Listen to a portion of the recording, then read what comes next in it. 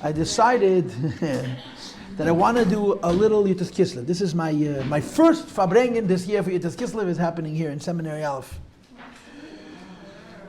So, somebody asked me to do Q&A, so I'm going to do Q&A backwards, okay? I want you to say in one word, or two, like you say in two, what you think Chassidus is all about. And when I say Chassidus, I don't mean Chabad, I don't mean the Alter Rebbe, I mean the Baal Shem Tov. Can you say in one or two words, what is Chassidus about? Neshama, Mashiach, good answer. Anybody else? Revelation, interesting answer. Simcha, good answer. Avas Yisrael. His kashrus. We should write these down. Let's do it again. Let's start from the beginning. Okay, they're all great answers. They're all true, actually. Neshama, Avas Yisrael. I'm going to write Gili Alakus if you don't mind. Yeah. His kashrus. Mashiach. What else did I miss? Okay, Dir Dachtenen, that's Chabad. But okay, we'll write it down anyway. Why not? Any other answers? Any other answers? Okay, that's interesting. It's very interesting. Simcha, you said Simcha is a good answer. Connecting the Neshama and Guf, I like that. Connecting to Hashem. You said Pnimius. Pnimius is a Chabad word. Chassidus. Anybody else? You got good answer. His whole list, every single answer is correct. Anybody else? Excitement. Okay, can you give me a holier word for that? Warmth. Yeah, let's use the word warmth. Warmth, vibrancy. Right, what you're really saying is that Yiddishkeit shouldn't be boring, it should be vibrant, okay? I'm going to write the word chamimus, passion, warmth. Anybody else? Deep. Huh? Deep, that's Chabad. Chassidus, not Chabad. Oh, connecting to Hashem, we have. A Rebbe we also have. Huh? Inspiration. Okay, inspiration, we're going to call that chamimus, warmth. Everything you're saying is head on. It's really good answers. Are you looking for something? Yeah, I'm looking for my answer. I already got it, but I want to hear your list anyway. Flavor. Can you give me a more religious word for flavor? Like serenity. Serenity? Chassidus is serenity? Really? That's true. Mindset. Okay, but what is the mindset? Mindset, lifestyle of avoida. I think Chabad is avoida. Yiras Shamayim is a good answer. I'm going to write Yiras Shamayim down, even though I don't think we own. Huh? Tefillah, but Tefillah is Chabad. But Tefillah is an answer that belongs on this list. It's a great list. MS. That's a scary one. I'll put it on the list, even though it really belongs on the Chabad list. We'll put it in a bracket. Anybody else? Understanding of the world as God's. Understanding of the world as God's. It's a lot more than two words, but I'm going to write Lamed Hey Vov. Does anybody know? La Hashem ha'aretz u'mlaya. The world and everything in it belongs to God. What did you say? I said, which Chassidus are you referring to? The Baal Shem Tov, the beginning of it all. Baal Shem Tov made the whole Chassidus, every kind. Iber Gegevin, okay. Iber Gegevin. Hashgacha Pratis. Nobody said Emunah. Hashgacha Pratis, Emunah, it goes together. Okay, let's put on the list. Emunah, B'tochen, Hashgacha Pratis, put them all on one line. It's a great list. Anybody else? I want to read the list. I can make a weekend of lectures out of this list.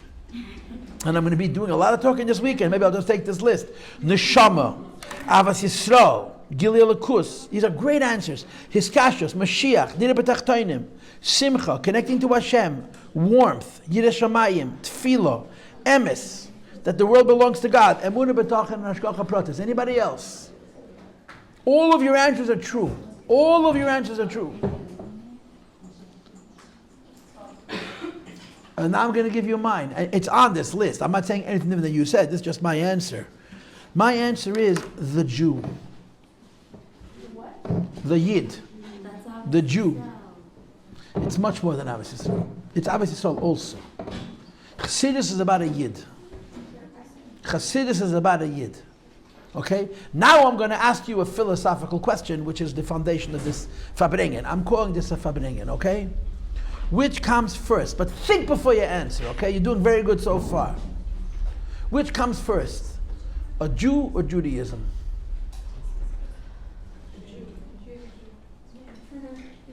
Does Torah and mitzvahs make you a Yid, or because you're a Yid, you do Torah and mitzvahs? That is Chassidus. That is Chassidus. Before Chassidus, you were a Yid because you did Torah and mitzvahs. After Chassidus, you did Torah and mitzvahs because you're a Yid. It's a real change in Hashkafa. And this you can't blame on the Alter Rebbe, this is the Baal Shem Tov. The Baal Shem Tov came into the world and made a simple statement. The most important thing in the world is a Jew. Period, the end, full stop. Period, the end, full stop. And if you look, isn't that a great insight? It's a thought. Now, you all said that. But I've had more years to think about it. You know, I've been thinking about this longer than you're on this earth. So I got a little bit of a head start. But that's my answer. My answer is, the Baal Shem Tov changed, the way I say it is, he changed the center of gravity of Yiddishkeit away from Judaism to the Jew. Now, does anybody have a license? Yeah. If you did a license, did you have to take 6 hours of classes before they gave you your license? Yeah? Not if you live outside New York State. If you live in New York, it takes 6 hours. I know. I don't have a license, but I did the 6 hours. So they teach you about a car. And one of the things they teach you about is the center of gravity. That a car is designed in the kind of way that it shouldn't tip over. How do they make the car in the kind of way that it shouldn't tip over? That the heaviest part of the car is very close to the ground. That's called center of gravity. The center of gravity in Yiddishkeit. And now the word gravity means weight, right? Heaviness, right? But gravity also means serious, like the gravity of a situation. It's a great pun, right? The center of gravity of Judaism until the Baal Shem Tov was Yiddishkeit, Torah mitzvahs. And Torah mitzvahs make you a Yid. The center of gravity after the Baal Shem Tov is a Yid. And of course the place where this plays out most is in the Yid who's not frum. The Yid who's not frum, before Chassidus, they called him a goy. I don't know how to say this. They called him a goy. And after Chassidus, how dare you? Afapi shechati Yisrael says in the Gemara. Chassidus didn't invent the statement, but Chassidus pressed on that nerve. There's no such thing as a Jew who's junk. Every Jew is precious. You had your hand raised. Go ahead. Yeah. Is it that always the center was supposed to be the Yid and it wasn't, and the Machon the brought the focus? I think that's true. I think that's correct. Or was it at the time changed that the focus? Well, I think both of those things are true. I think the Baal Shem Tov did not create a new Yiddishkeit. He revealed a new Yiddishkeit. When the Eibishter gave us the Torah, he had 5 levels: Nefesh, Pshat, Remes, Drush, Soid, and then he had Chassidus. Yeah, the Baal Shem Tov revealed Chassidus, which is called Yechida, the Pnimius of Torah, the deepest level of Torah, and the deepest level of Torah reveals the deepest truths. The deepest truth is that deeper than Judaism is a Jew. Now, so if a guy is fry or a girl is never not frum, right? Or as the Rebbe likes to say, not frum yet, not frum at the moment. So you say, he has a Yiddish neshama, and you have to makarev him, and you have to make every sacrifice in the world to try and bring him back to Torah mitzvahs, because the center of gravity of Judaism isn't Torah mitzvahs, the center of gravity of Judaism is the Jew. Right? And the Rebbe, our Rebbe, made a philosophy, a way of life, which is kind of backwards, and everybody else has big problems with it, that you go to the place where nobody else goes, and you find the Jew that nobody else finds. And you find a Jew who's not looking for you, and you find him. Right? You know how the Lubavitcher used to always say, the last place in the world where the Rebbe made shlichus was New York City. The last place in Eretz Yisrael where the Rebbe made shlichus is Yerushalayim Ir HaKodesh. There's so many opportunities. There's so many Yidden in New York. There's so many Yidden in Yerushalayim. What's the answer? Other people are thinking about those. The Rebbe is thinking about the Jew is forgotten. So he sends his shluchim as much as the Rebbe was able, and over the years it became more and more and more. First he sent shluchim to big cities with lots of Jews, but the Rebbe always planned to send Yidden to every shtetl. You know, there's a Yid who passed away in the last year, his name was Rabbi Moshe Kotlarski. Every time I give a class in my house, I say, Moshe Yehuda ben Tzvi Yosef L'schusei. He's such a special person. He became the Rebbe made him a shlich of his personally. He worked with the Rebbe and Rabbi Chadakov. That's it. Directly with the Rebbe. When he got his job, the Rebbe said to him, go to Central America. A lot of little countries in Central America. Reconnoiter, find out what's going on, and then we're going to bring shluchim there. So Rabbi Katlask went to every one of those countries, and he met people, and he made connections. He even helped people have money. Then he brought the shluchim to places like Venezuela, and Colombia, and Paraguay, and Uruguay, and all these little places. That was his job. When he finished doing Central America, the Rebbe said to him, now go to all the states inside the United States. In the little states with a few Jews, Mississippi and Alabama and places like that. And the Rebbe sent shluchim to these states. And when he finished doing that, the Rebbe said to him, okay, now look at Asia, now look at Africa. He went all over the world to the places with this very few Yidden, found the few Yidden that were there, made connections with those Yidden, and then he brought shluchim. That was his job. And he did it very effectively. When he started out in the middle, in Central and South America. Then he went to the small states, and you could follow his pattern. I mean, his son actually told me this, but you could see how the shluchim started to go. First they went here, then they went here, then they went here, then they went to Africa, then they went to Asia. Today, to have a country without a shliach, you have to have a country with basically no Jews.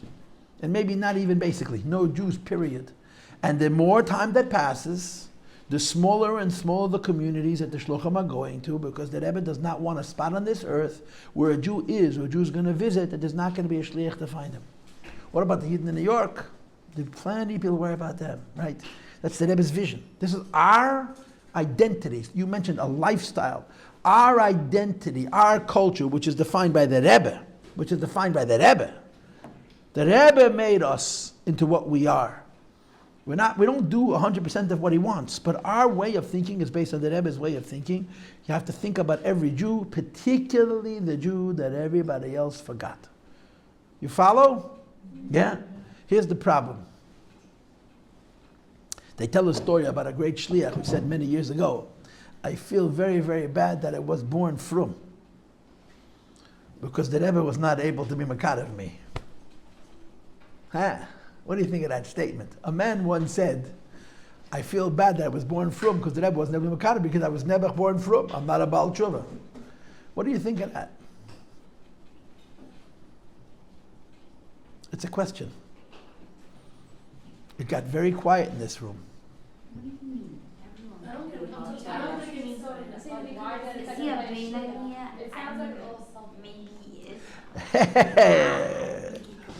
It's a crazy statement. It's a radical statement. He's wrong. The statement is foolish, right?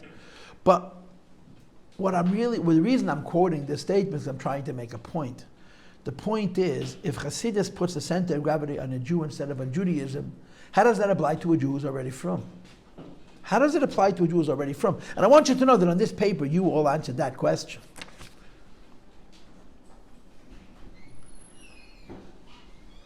You know what the answer to that question is? I'm just looking at this list. The answer to that question is that Chassidus says that there's more Yiddishkeit in our neshama than there is in the Torah and mitzvahs. So if you're born from, there's more Jew inside you than in the books that you learn and in the actions that you take.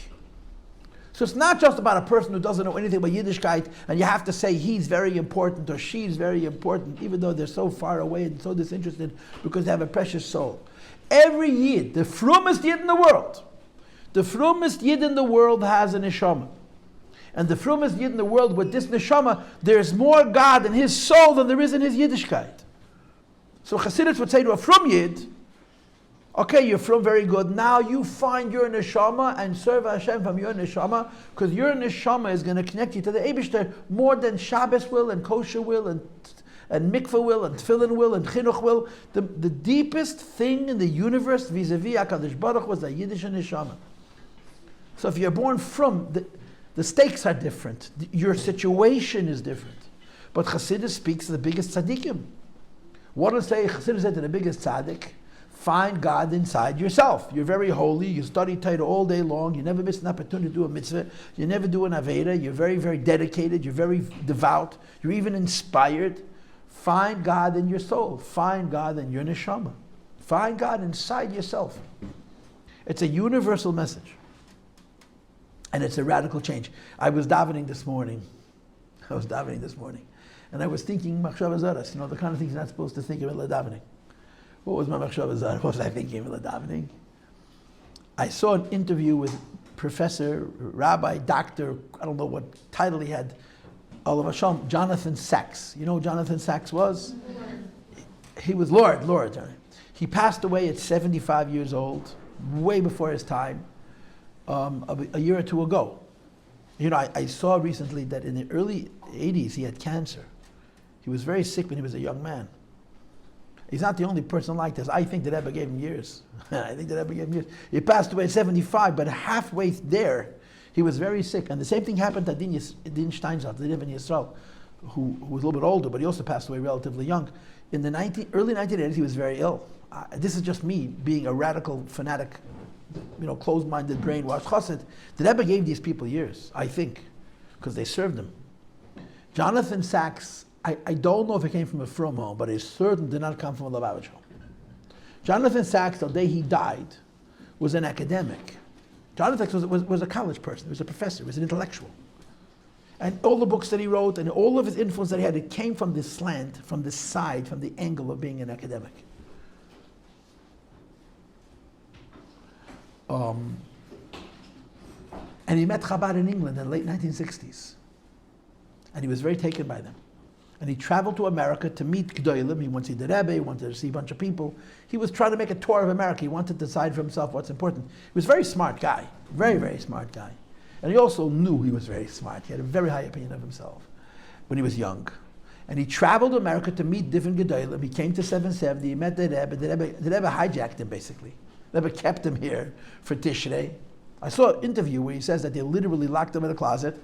He had a ticket and they had to replace the ticket and they had to explain why he couldn't fly. He stayed there for Rosh Hashanah. He always says, I saw the Rebbe blow shofar. One time. He saw the Rebbe blow shofar. When you see the Rebbe blow shofar, it's life-changing. Because you see what I mean. The Yid is connected to the Eibishter. And he speaks for all of us. It moved him deeply. As much as he was a brain person, an intellectual, the Rebbe's blowing shofar got to him. But he says in an interview about his Kiruv to Lubavitch, the following words: I saw Jews who after they finished praying were better than before they started, every day. He saw old Chabadniks, which unfortunately you don't see too many people like that. I saw Jews that when they finished davening, they were in a better place than they were when they started. He saw Amalek Chassidim, he saw the Ben Zion Shem Tov, he saw the Mendel Futafas, he saw the Raskins, he saw Gurkov, he saw Yidden in England. In the 1960s, you had Chassidim, old Chassidim from the different generation. And I saw Yidden that when they finished davening, they were in a better place when they started, and it got him. It's a Yiddiot. And Chassidus would say that the issue is, that the essence of it is, that you're not reading another book, not learning another maimed. You're looking for Hashem inside you. And that's what davening is. You're finding Hashem inside yourself, and you're using that as a tool to connect yourself to Meibish. It's life-changing. But the essence of it is, girls, the essence of it is that the greatest truth of Yiddishkeit is a Yid. The greatest truth of Yiddishkeit is a Yid. So if you learn Chassidus Chabad, which is very scholarly and very intellectual and very philosophical and very mystical, if you learn Chassidus Chabad, there's proofs for this.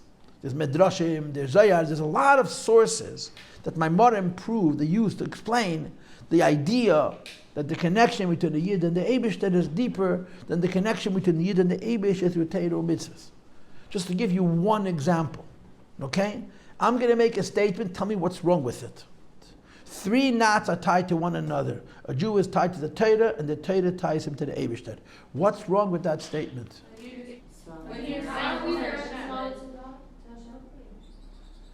If you tie Yidden to the Torah and the Torah to Hashem, how many knots do you have?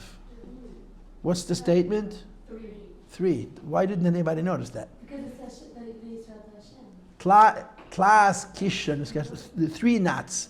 A Yid is tied to the Torah is tied to the Eibush, only 2. What's the 3rd? So Chassidus says that it's a circle, like the symbol of the recycling. There's a knot between the Yid and the Torah. There's a knot between Torah and the Eibishter, and there's a knot between Yid and the Torah and the Eibishter, which is higher than the Torah. It's a circle. Without Yiddishkeit, you don't find that you're a Yid. With Yiddishkeit, you find out that you're more Yid than the Torah that made you into a Yid. So first the Torah connects you to the Eibishter, and then you return the favor and you connect Torah to Hashem. That's what Chassidus, that's the third knot. The third knot is the connection between Yid and Hashem, which is higher than Torah. This really is what the Baal Shem Tov was all about. Really is what the Baal Shem Tov is all about. Obviously, Yisrael is a symptom of it. But the Nakuda is the preciousness of a Jew. Now, trick question. Which Jew in the world would it be the hardest for you to convince of that truth? Very good. You didn't get tricked. Which Jew in the world with the hardest time to convince, your neshama is so precious and so holy, it's ourselves. This is the trick. The meaning of the word chassid is somebody who lives a Hasidic lifestyle. What is a Hasidic lifestyle? A Hasidic lifestyle is a lifestyle that is predicated on the idea that the connection between the Yid and the Eibush is deeper than the Torah. We have to believe it. We have to believe that there's more Yid inside of ourselves than any place else, and we have to look for it. We have to find it. We have to bring it out. You know what you got to do? You got to stoke the flames. Girls, it's not hard to do tshuva. It's hard to stay about tshuva. It's not hard to be inspired by a Fabrengen. It's hard to make the Fabrengen's inspiration into your life. That's the challenge. You find the Jew inside yourself, you bring it out, it has to become a way of life. It has to become a way of life. It has to become a lifestyle. Do you understand what I'm saying? One of our teachers says something that he says because this is all about mindset. So why is it not on my list? Or maybe I'm misinterpreting it. Our generation is all about mindset. The Rebbe is lyhadus. Someone said did it, but I'm adding it to the list. I'm putting on. You didn't put on my list. I'm putting on my list mindset. Okay, and I would say that it's not Chassidus. It's our generation's Chassidus. But that's the bottom line. It is. It really is. It really, really is. The Rebbe said, if you want to feel anything, you got to do. That's what the Rebbe said. All the feelings come after the actions. Go ahead, talk loud. Fire away. Like thinking, we always say Chassidus. Like, what makes something Chassidus? Like, is it the person that says it? Is it the idea? Is it the movie behind it? I've always had this question. That's such a great question. You heard her question? So what defines something? What makes it Chassidus and not halacha, and not Musar, and not Kabbalah even? There's a lot of answers. It's not based on Kabbalah. It's based on God. Basically, I'm giving you only one answer, but there's many others. That Kabbalah is made only for special people, and Chassidus is made for everybody. So it comes lower, but has a higher source. Is Chassidus like a part of your mission in this world? Chassidus is your entire mission in this world. Chassidus is discovering who you are. And if you discover who you are, you discover what your mission is. I think that's accurate. I think it's correct. So I could add to the list also the word shlichus for fun. Why not? I'm saving this list. It's a great list. I'm going to go to Florida and say, class of Beis Rivka, I'll read the list. It'll be the whole Fabrengen. I got a weekend over here. It's a very... Shlichus is our generation. But shlichus is really his kashas. It's his kashas. It's the connection. When you go on shlichus, you go on shlichus matzadik. The strength comes from that connection. And we have his kashas on the list. I wrote it on the bottom just to make myself feel good. I got more words. Anybody else want to ask any questions? Go ahead, talk loud. What about the people who don't have a Chassidus, I guess, Lubavitcher people, they don't really follow anybody, so how do they find out their Chassidus is so in the world that people who officially say they don't believe in Chassidus are so saturated with Chassidus they don't even realize it. Just to give you one example, Misnagdim always used to put down the whole idea of a Rebbe. They're so good at it now. They're all into Rebbes. Lubavitcher Rebbes, Gedolim. It's straight out of the Hasidic handbook. I am now going to change what I said about Chassidus completely, okay? The first thing I told you about Chassidus is that the center of gravity of Judaism is the Jew and not Yiddishkeit. That was my first statement. Now go to my second statement, okay? Chassidus is the precious stone which is the base of the king's crown. The Alter Rebbe gave that mashal. Chassidus is so the answer to your question is, what makes something Chassidus? And the answer is that it's the precious stone, which is the base of the king's crown. Which practically speaking means that what makes Chassidus is that it's connected to the tzaddikim, to the Rebbe, to the Rebbes. Because the precious stone, which is the base of the king's crown, they have. And they give it to us. To give you a modern day example, if a person is, in quotes, a kiruv worker, there are people called kiruv workers. That's what they do. They get married, them and their wives, they share their common values. I should say them and their husbands, they share their common values. And they go off and live in places where there's very few Jews or not so many Jews, and they try to build a Jewish community and do wonderful work. Don't misunderstand, they do wonderful work. If you're a kiruv worker, you have the training that they gave you and the support that they provide, much more support than Chabad provides. Chabad just lets you take up real estate and says, go find money to plow and to see it. You got to do everything yourself. And they do incredible work. When you go on Shlichus, you have the Koich HaMshalech. You have the Koiches of the Rebbe. I want you to know having the Koiches of the Rebbe is not necessarily a good thing. Why? Because when the Rebbe shows up in town, there's going to be a lot of klippos, you know. I always think about the early shluchim. It was such a hard time. They had a hard time raising money. Wherever they went, people tried to destroy them. Wherever Chabad went in the 60s, the establishment tried to push Chabad out. Now they want to be friends with Chabad. And part of the reason I think this is true is when the Rebbe started shlichus, that means the Rebbe went to every place. And the world doesn't tolerate the Rebbe so easy. Stay in Brooklyn, you know, rabbis. You got your little hub in 770. Every time a shliach comes to a place, the Rebbe just came to town. That's the Even Tov Shebekesser HaMelech.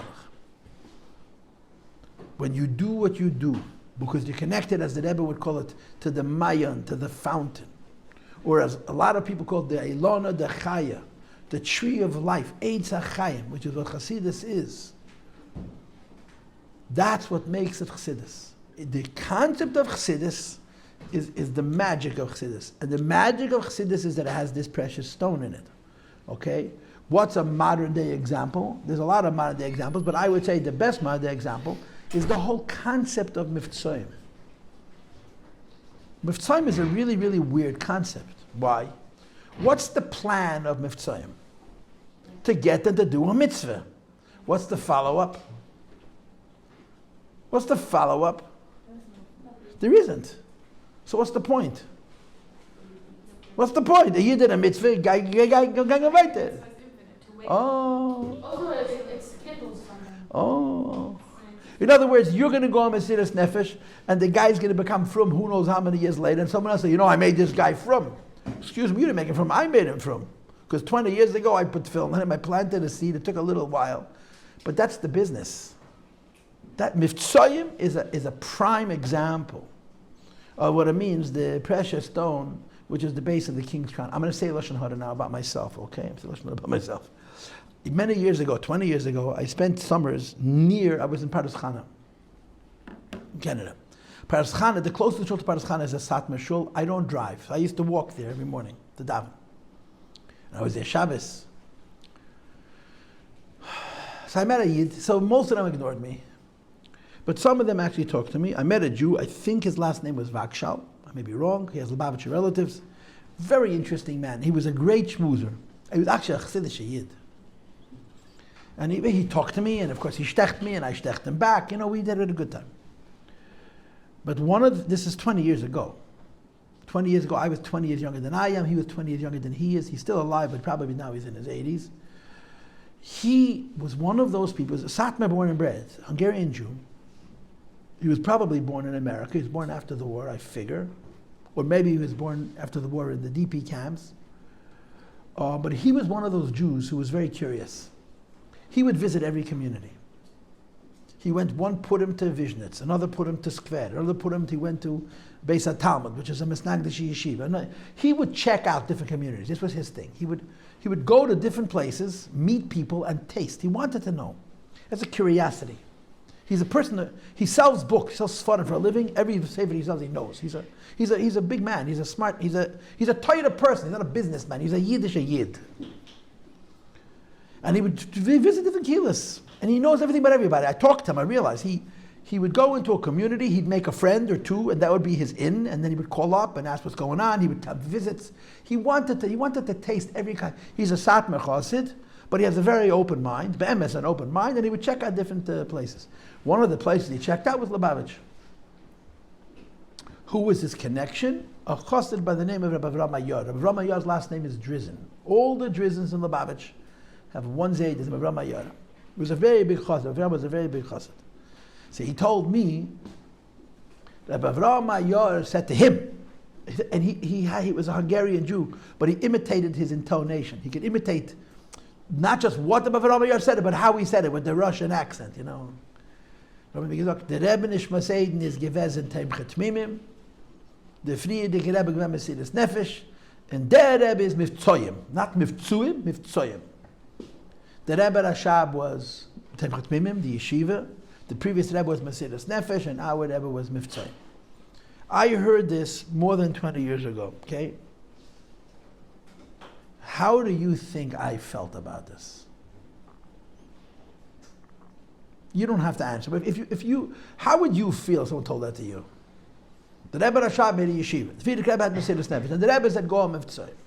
At the time, I felt like, really, that's all the Rebbe is. If I was making that statement, I would say the Rebbe Rashab was Achei Temimim, the Friedrich Rebbe Mesilas Nefesh, and the Rebbe Shlichus. That sounds more, substantive. Come to a community, you build a Chabad house, you have a shul, you meet people. Mivtzoyim is hit and run. The difference is, Shlichus has a plan. When Shluchim go on Shlichus, they don't go on Shlichus to do mitzvahs and commit suicide. Financially and physically, they try to build communities, to make connections, right? Every Shliach goes on Shlichus. I have 3 children on Shlichus. Every year they're on Shlichus, the Shlichus becomes a little easier. And as time passes, the people get to know them, and they have connections, and they have friends. Starting off Shlichus, imagine every day starting from the beginning. That's what Mivtzoyim is. Every day you're meeting brand new Yidden, you're doing mitzvahs with them. But then, you know what, I thought about it for the last 23 years since I heard it. And you know what, Rav Yamar is 100% right. Mivtzoyim is a deeper expression of the Rebbe even than Shlichus. Precisely for this reason. Precisely for this reason. Mivtzoyim says, more than anything else in the world, the classic story with Reb Mendel Futterfass. Reb Mendel Futterfass was living in England. He didn't speak a word of English. And the Rebbe said to go on Miftzat Films. He went to Miftzat Films. He went to the train station and he meets Jews. And Mendel Futterfass was such a character. He was a delightful man. He really was. He was the kind of guy you wanted to be your friend. He had charisma coming out of every pore. He was a very interesting Jew. But he didn't speak English. So he walks up to a British Jew and he says to him, "You Jew, me Jew. Me tefillin, you tefillin." And the guy put on film. You Jew, me Jew. Me tefillin, you tefillin. We're both Jewish, we both wear tefillin. Mivtzoyim girls is such a proof of the first thing I said. The first thing I said was that there's more Judaism inside a Yid than there is in Torah mitzvahs. That was the first statement, right? The center of gravity of Judaism is not Yiddishkeit, it's a Yid. The statement that I'm making now is the credibility, this is the answer to her question, the credibility of Chassidus, what makes Chassidus is connected to the Mayan, to the fountain. It's connected to the tree of life. Or again, the quotable quote, it's connected, it has in it, the Even Toiv Shebekeser HaMelech, the precious stone with the base of the king's crown. When you do Mivtzoyim, it's wonderful. When you do Mivtzoyim, because the Rebbe said, as some of you said before, you are bringing with you the Rebbe. And therefore you meet a Yid, you've never seen him before. You're never going to see him again. And you do a mitzvah with this person. Why? It's the right thing to do. There's no reward in it. It's the right thing to do. And you plant a seed. Now sometimes it's the last mitzvah this person does. And like the Rebbe used to say from the Gemara, if a person puts on film even one time, when he comes Lamayat of 120 years, he has a very different judgment. A very different judgment. But another time you put on film with a Yid, the Yid goes off, and 5 years down the road, 10 years down the road, 15 years down the road, we had a guest in our house, Freddie. Remember him? We had an old man in our house. He came for Shabbos. He was a comedian. Was it Pesach? Came with a Seder. A comedian, he wasn't my kind of guy. I couldn't connect to him. But he left us his book, which of course I didn't read. My kids read it. He's a Baal Tshuva. He's a famous comic. You know, there's television shows where people come to sell their wares. He was at some of the most famous talk shows. He's a famous comedian. He's from the Shem Shabbos. And he's very associated with, I think, with Lincoln Square Synagogue in Manhattan. But he says, my first connection to Judaism was a Chabad boy who put film on me. He wrote a book about his life, and he doesn't forget it. That planted the first seed. Everything that comes after that is built on that. Could be. I don't remember. But this is Mivtzoyim. Mivtzoyim personifies the Rebbe more than Shlichus, precisely because it doesn't make any sense. Shlichus makes sense. You come to a place, you build a building, you raise money, you bring people in, you make friends, you keep it going. It's a situation. Mivtzoyim is the Rebbe. You meet a Yid, me Jew, you Jew, me Jew, me Tfilin, you Tfilin, end of story. Mivtzoyim is an expression of the Pinta Yid like nothing else. I did Mivtzoyim all the time. I mean, I want to do Mivtzoyim now. On an airplane occasionally, we do Mivtzoyim. Right? You go on the street, you meet a stranger, and you ask them, excuse me, sir, you're Jewish, which is very offensive, by the way. And they either answer you or they don't answer you. Yeah, no, don't bother me, whatever it is. And then if they say, would you like to put on film? So the number of people who answer when you ask them if they're Jewish is such and such a percentage. The number of people who answered you, who then will answer the second question of putting on film, is a smaller percentage. But you go on Mivtzoyim and you put film on Yidden. Guys come back, I did 20 film today, I did 30. I met a man who told me, and I have no reason not to believe him, I have put on 1 million film. 1 million film. He told me 1 million film. 1 million, that's what he does the whole day. He's much older than I am. He goes to the park, 1 million film, okay? I can't relate to such numbers. But the question you have to ask yourself is not why this person ignored you or that person ignored you. It's why anybody stops. And why one person puts on film. I remember being 16, and walking into a store of a man who was in his 60s and putting on film, and the guy starts to cry. Why is he crying? And to me, the pella wasn't that he was crying. The pella was that I didn't think it was, of course, a Jew puts on film after many years. Of course he's going to cry. Why? He has a neshama. The whole thing is irrational. You go on Mivtzoyim all the time.